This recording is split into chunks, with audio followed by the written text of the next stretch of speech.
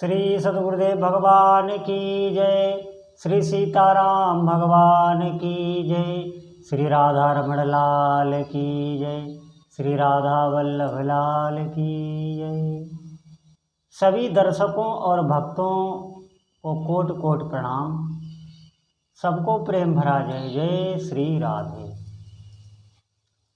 आज मैं बहुत ही महत्वपूर्ण जानकारी लेकर आया हूँ। आपकी भक्ति में, आपके भजन में, आपने भजन अभी आरंभ किया है या आपको करते हुए बहुत समय हो गया है, सबके लिए ये सत्संग रामबाण का काम करेगा। कृपया सत्संग पूरा सुने। सत्संग पूरा सुनेंगे तभी समझ में आएगा। बहुत महत्वपूर्ण बात आज मैं आपको बताऊंगा और सबके लिए बहुत ज़रूरी है, क्योंकि आप पूरा नहीं सुनेंगे तो समझ में नहीं आएगा। और हमको ये जानना बहुत आवश्यक है, उतना आवश्यक है जितना भूखे को भोजन और प्यासे को पानी। अगर आपको प्यास लगी है तो आपको पानी दिखाई देगा और कुछ नहीं दिखाई देगा। आपको भूख लगी है तो आपको भोजन ही दिखाई देगा, कुछ नहीं दिखाई देगा। वैसे ही आज का सत्संग है, आप इसे अवश्य सुने। और मेरी एक प्रार्थना है, इसे जितना ज़्यादा हो सके आप भेजें इधर उधर। उसे क्या कहते हैं, उसे कुछ बोलते हैं, वो आप इस वीडियो को भेजें। इससे जितने भी हमारे प्रेमी हैं, जितने भी भक्त हैं, उनको इतना उत्साह मिलेगा, आप खुद सुनकर इस सत्संग से गदगद हो जाएंगे। भगवान भोलेनाथ की कृपा से मैं कुछ कह पा रहा हूँ, आप कुछ सुन पा रहे हैं। तो आज मैं आपको बता रहा हूँ, जो लोग भजन करते हैं, जो लोग भक्ति करते हैं, जिन्होंने अभी आरंभ की या जिनको बहुत समय हो गया है, उनको कुछ अनुभव नहीं हो रहे। वो बहुत दिन से भक्ति करते हैं, कुछ लोगों के साथ होते हैं, थोड़े दिन बाद बंद हो जाते हैं, या कुछ लोगों को बहुत समय करते हुए हो गया, उनको कोई अनुभव नहीं हो रहा, कोई चमत्कार नहीं हो रहा, उनका कोई काम नहीं बन रहा, तो वो एकदम निराश हो गए, नीरस ऐसे हो गए। उनको भजन, वो एक भार सा ढो रहे हैं, उनको भजन में कोई रुचि नहीं है, लेकिन वो कर रहे हैं, ऐसे नियम समझ के कर रहे हैं, उनको कोई चमत्कार होते नहीं हैं। ये क्यों होता है, मैं आपको बता रहा हूँ। आप श्रद्धा से लगे रहिए। बिल्कुल ये नहीं हो रहे हैं, उसका कारण है, दो तरह के साधक होते हैं। एक साधकों को परोक्ष अनुभव होता है, मतलब उनको सामने से अनुभव हो जाता है, सामने से उनके चमत्कार होते हैं। बहुत साधक ऐसे होते हैं जिनके अंदर अपरोक्ष रूप से शक्ति विराजमान रहती है और आप जान भी नहीं पाते। अगर आप उसका प्रयोग करना जानते हो तो जान जाएंगे। प्रयोग मैं आपको अभी नहीं बताऊंगा, आगे वीडियो में बताऊंगा। लेकिन आज मैं ये बता रहा हूँ कि ऐसा कोई साधक नहीं। आपको बहुत दिनों से अगर भजन करते हुए हो गया है तो आपके अंदर सिद्धि है, आप नहीं जान रहे, वो अपरोक्ष रूप से है, क्योंकि आपका तपोबल नहीं है, इसलिए वो आपके अनुभव में नहीं आएगी। अगर अनुभव में आ गई तो आपको हो सकता है आप भयभीत हो जाएं, इसीलिए अभी क्षमता नहीं है, इसलिए अपरोक्ष रूप से। अब मैं आपको बता रहा हूँ, बिल्कुल एक सत्य घटना मैं आपको बता रहा हूँ, उसके बाद मैं बहुत जल्दी में बता दे रहा हूँ, आपका ज़्यादा समय नहीं लूँगा। उसके बाद में मैं आपको बताऊँगा कि आपको क्यों नहीं हो रहे। एक ब्राह्मण थे नारायण दास, इनके बारे में मैंने गुरु महाराज से सुना था। वो भगवान कृष्ण के गोपाल मंत्र का जप करते थे। ये उन्हें गुरु परंपरा से मिला था, उनके गुरुदेव ने ये उन्हें बताया था, उसी का वो जप करते थे। बहुत समय तक उन्होंने जप किया, उन्हें भगवान का कोई अनुभव नहीं हुआ, उन्हें भगवान की कोई अनुभूति नहीं हुई। उन्हें 3-4 वर्ष हो गया मंत्र जपते हुए, उन्हें कोई अनुभव नहीं हुआ।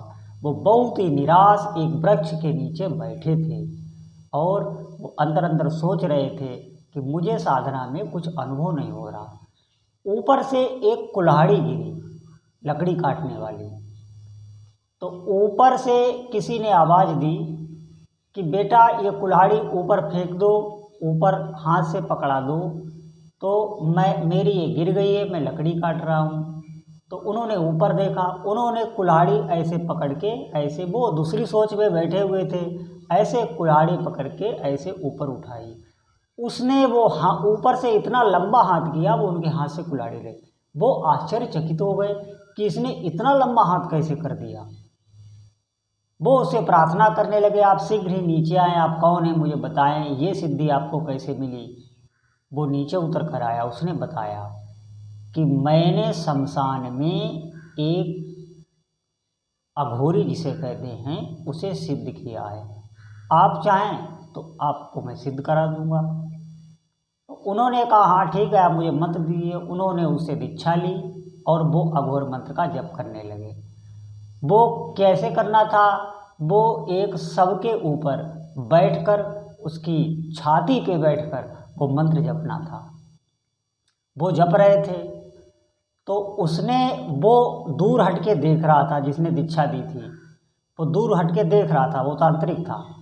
तो वो जप रहे थे। उसने कहा उनसे कि वो शक्ति आएगी, समय लगेगा, 7-8 दिन जो भी उसने बताए हो, उसने कहा समय लगेगा, वो शक्ति आएगी और आप जो भी उससे कराना चाहेंगे वो आपका कार्य करेगी। वो बैठ गए, जपने लगे। वो शक्ति, आप झूठ ना माने, वो शक्ति उसी रात में आ गई। क्यों आ गई? क्योंकि उन्होंने गोपाल मंत्र जपा था, उनका तपोबल बहुत बड़ा हुआ था, आध्यात्मिक शक्ति थी।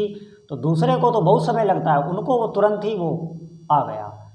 तो वो जो अघोरी आया वो बहुत पीछे से उनसे बोला कि आपने मेरा सुमिरन किया है, अब आप मुझे आज्ञा दें, मैं आपका क्या कार्य करूं।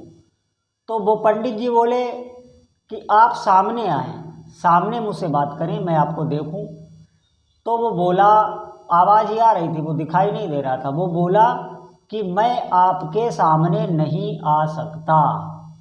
तो उन्होंने कहा क्यों नहीं आ सकते? उसने कहा आपने गोपाल मंत्र का जप किया है, आपके अंदर इतनी आभा है, इतनी ऊर्जा है, मैं आगे आऊँगा, मैं भस्म हो जाऊँगा। वो शक्ति बोली, मैं भस्म हो जाऊँगी। तो उनके दिमाग में पड़ गया कि अरे मुझे नहीं दिखाई दे रहा, इसे दिखाई दे रहा है। तुरंत ही वो उस मुर्दे से उठे और वो चले गए। वो उन्हें, जो उसने दीक्षा दी थी, वो रोकता रहा, लेकिन वो रुके नहीं। उन्होंने कहा नहीं, मैंने बहुत बड़ा अपराध किया है, जो संत भगवान ने मुझे मंत्र बताया है गोपाल का, मैं उसी का अनुष्ठान करूँगा। अभी अनुभव नहीं हो रहा, बाद में भगवान जरूर मुझे अनुभव देंगे, मैं तो अब वही जपूँगा। उस मंत्र में इतनी शक्ति मैं जान नहीं पाया। ठीक इसी तरह हमारा हाल है, आपको पता नहीं चल रहा। कुछ लोगों को बहुत जल्दी अनुभव होने लगते हैं, कुछ लोगों को अनुभव नहीं होते हैं, लेकिन आप करते रहिए। ये जो उपासनाएं बताए हैं, जो मंत्र बताए हैं, आगे भी जो बताऊंगा, या आप भगवान नाम का जप कर रहे हैं, आप भगवान नाम का लेखन कर रहे हैं, किसी में भेद नहीं। मैं इतनी तरह की इसलिए बता रहा हूँ, सबकी अलग अलग स्वभाव होता है, सबकी अलग अलग मानसिकता होती है।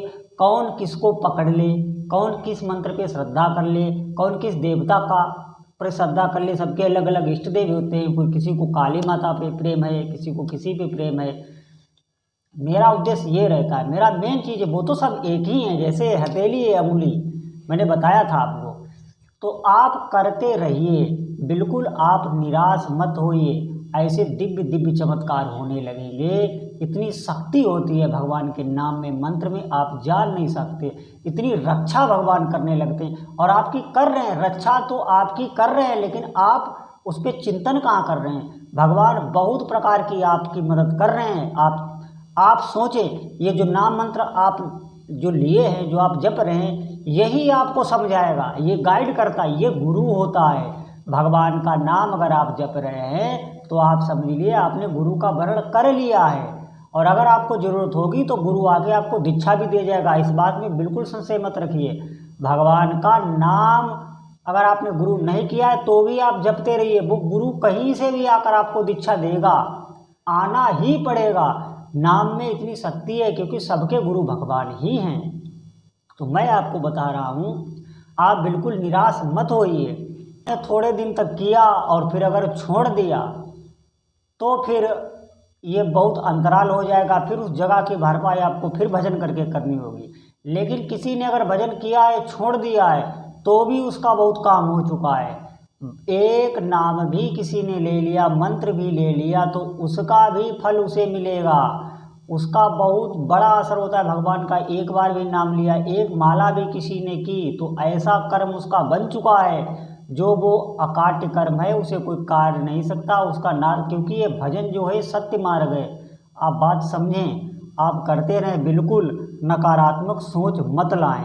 ये नकारात्मक सोच जो भी आती है भजन के प्रति, हमारी रुचि नहीं रहती, नाम हमको अच्छा नहीं लगता है, आपको थोड़े दिन बाद अच्छा लगने लगेगा। आपको सब अनुभव होने लगेंगे, जितनी दिव्य अनुभूतियाँ हैं आपके अंदर आने लगेंगी। आप नित्य सत्संग सुनते रहिए और भजन मंत्र उपासना जो भी आप कर रहे हैं, जो भी आपके इष्ट देव हैं, वो आप मत छोड़ें। मेरी बात मानिए, आज अभी ऐसा समय है कि आपको बताने वाले हैं और आपको सुनाने वाले हैं। अभी कलयुग का इतना प्रभाव नहीं है, नहीं तो कलयुग ने अपनी माया छोड़ दी है। संतों का जो प्रचार किया जा रहा है, इस प्रकार आपकी संतों से श्रद्धा हट जाएगी, आप उनकी बात ही नहीं सुनेंगे, आपको सब संत ढोंगी ही नजर आएंगे। ऐसा कलयुग का चल रहा है साम्राज्य कि संतों के प्रति श्रद्धा आपकी हट जाएगी, धर्म में आपकी रुचि नहीं रह जाएगी। फिर बताओ, फिर भक्ति करने वाला कौन होगा, कौन करेगा, कौन करावेगा। आगे ऐसा समय आने वाला है, तब तक हम भक्ति में इतने निपुण हो जाएं कि हम अपनी रक्षा अपने आप कर पाएं। धर्मो रक्षितः, धर्म ही आपकी रक्षा करेगा। आप धर्म करिए, धर्म ही आपकी रक्षा कर ले जाएगा। लेकिन आप उस स्थिति तक पहुँचें तो मेरा बस यही फर्ज है कि मैं आपको वहाँ तक पहुँचा सकूँ। कैसे भी ये छोटी सी जो दूरी होती है, ये आप पार कर ले जाए, फिर आपको सब समझ में आ जाएगा। इसी में समय लगता है, जो भी उलझने इसी में है, इसी में दिमाग गड़बड़ाता है, इसी में सब बाहरी लोग हमको उल्टी सीधी बातें बताते हैं कि हमारी भक्ति हट जाए। बस ये जो दूरी है, इसे आप मेरे साथ क्रॉस कर लीजिए, उसके बाद आप देखना आप निहाल ही हो जाएंगे। मेरी बातें गौर से सुनना, मैं आगे भी आपको बताता रहूँगा, आप ध्यानपूर्वक सुनते रहना। भजन कभी ना छोड़ना। बोलो सिया बलरामचंद्र की जय। श्री सद्गुरुदेव भगवान।